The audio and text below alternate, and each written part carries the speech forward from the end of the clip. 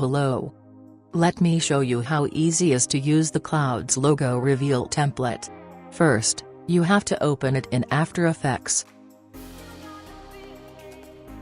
Import your logo.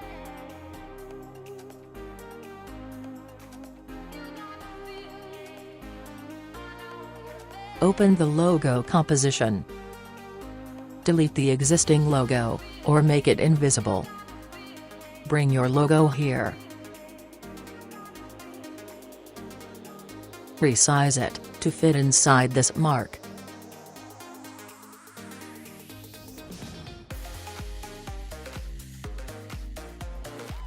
Open the resolution composition you need, and render your logo reveal. I hope you will enjoy this template. See you soon.